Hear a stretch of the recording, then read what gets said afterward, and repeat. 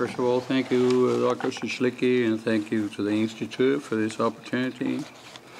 I read in Juan Tamayo's article this morning, I also heard last night, that the Cuban government is saying that it needs $2,500 million in new investment every year to generate moderate economic growth. The question really is, where is that money going to come from? $2,500 million a year. And I think that if you write that number, $2,500 million a year, you have the answer to the energized efforts by the Cuban government, the Cuban lobby, to try to convince the president to lift whatever sanctions remain, because the Cuban government sees that as a way of getting access to the World Bank and the Inter-American Development Bank and the other sources of loans that will not go to really help the Cuban people, if the past is any indication, but to be used for the purposes that the regime has used them in the past. Propaganda, for their self-use, and so on and so forth. I had the opportunity of talking more than 20 years ago with a couple of Cuban economists that were passing Washington, and I heard some of these discussions then. And when I talked to these folks at a banquet, I was very surprised. I said to myself, well, there are people in the Cuban system that are thinking about how to deal with the problems, and they have some solutions, or at least some solutions that could be approached, that could be tried. And I was very optimistic about it at the dinner, until toward the end of the dinner, I walked out with one of them who had to walk outside to smoke a cigar. And then I said, well, this is wonderful. When are they going to start doing some of this? And he said, oh, no, you misunderstood. These are some of our ideas. Now, don't assume that any of that is going to be implemented at any time. So I think we need to take into account that, yes, there are folks in Cuba that have some ideas, and that, yes, we don't know what's going to happen on the island, and if there's ever a new government where those ideas could be implemented, where the human capital of the country could be used, then all kind of models and stuff could be taken care of by themselves. One cannot talk about the Cuban economy, of course, without talking about labor, and we heard a little bit about that. Again, if there is a situation in Cuba where Cuban workers, one of the problems that everybody points out all the time is the low productivity of the Cuban worker.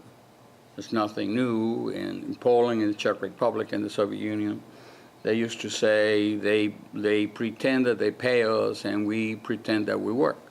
And the same thing applies to Cuba. Now, how can in a future a government or an economic minister encourage the Cuban workers to work? Well, you have to pay them. The other thing that might be helpful would be to allow a measure of civility in labor relations, meaning independent labor unions, the right to strike. When the workers have something that they want to protect, they work for it. Until that happens, the results are going to be minimal. In the whole discussion about self-employment, I keep thinking about something that I'm not sure everybody understands. What the Cuban government is talking about is bringing back the economic situation as far as economic activity in Cuba to 1968, not to 1959, not to 1958, but to 1968. All of you, many of you will remember that the Cuban leader, Fidel Castro, in 1960, or by the end of 60 or early 61, all major economic activity in Cuba have been confiscated. The banks, the factories, medium-sized businesses. Not only Cubans had the right to grow tomatoes, but they had people who took those tomatoes and put them in cans and sold them as tomato juice or ketchup or whatever. The same thing applies across the economic spectrum. In '68, Fidel Castro, a major speech that Cuban experts know about, began the revolutionary offensive. And what was the revolutionary offensive? Fidel went out and said that Cubans were exploiting other Cubans. And these, of course, were not the owners of Cervecería Tropical or the banks or some factories, people who manufacture various things. All of that having already taken care of in 60 or 61, years earlier. The Cubans that were exploiting other Cubans, according to Fidel, were the barbers, the people who had dry cleaners, the folks who had a little shop at home and they make dresses, that kind of stuff. People who made paper flowers, or who had a stand and they sold fruit, or they sold tamales, that kind of thing. So Raul Castro's idea of how to resolve the Cuban economic nightmare is to bring Cuba back to the nightmare of 1968. So to allow people to make tamales at home and go around and sell them in the neighborhood. I think the other panelists indicate that the likelihood of that kind of economic activity at that level to impact on the real economic nature, the real economic problems of the island is simply a joke. So one has to ask, why is it that the Cuban government talks too much about it? And why is it that the apologists of the Cuban government among people outside Cuba, including some Cuban Americans, talk so much about it?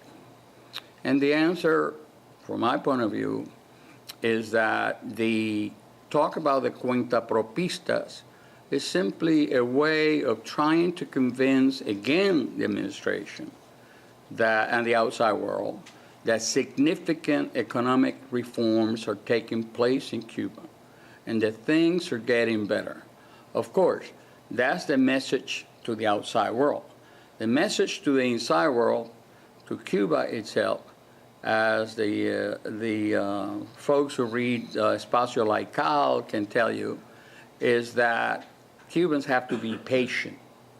We cannot be like Martin Luther King and Nelson Mandela and the folks who want to get rid of Pinochet. No. We got to be patient. It takes time to do all these things. Now, as has been said here, the new investment law violates all kind of labor rights. But there's another part of that, and that explains, at least in part, why the tremendous decrease in the number of investors, which, again, we all need to be reminded that these are not investors in the sense that one associates with a word. If you're an American investor and you go to Costa Rica, you set up a shop or a factory, and you do business with a partner, probably a Costa Rican banker or somebody else that has that kind of business. None of that happens in Cuba. In Cuba, what you do is what I think Carlos Alberto Montaner has written at some point, is a kind of Trujillo kind of arrangement. Anybody who had businesses in the Dominican Republic really had to do business with Trujillo. Anyone who goes to Cuba to do business does business with the Castro dynasty, with the Castro family. These are the folks who control 51% or at least half of the enterprise.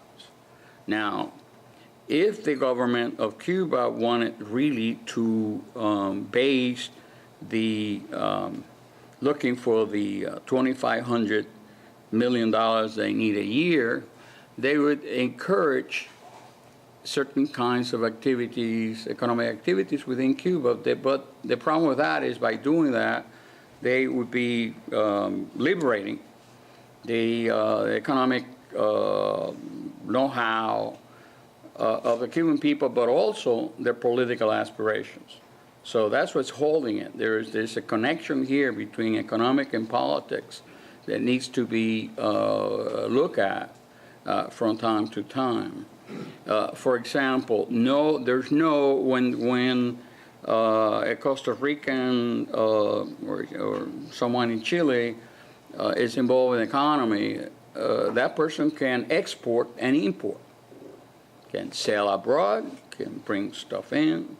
None of that is available in Cuba. Raúl Castro is not talking about Cuba in 1960, where Cubans could import and export.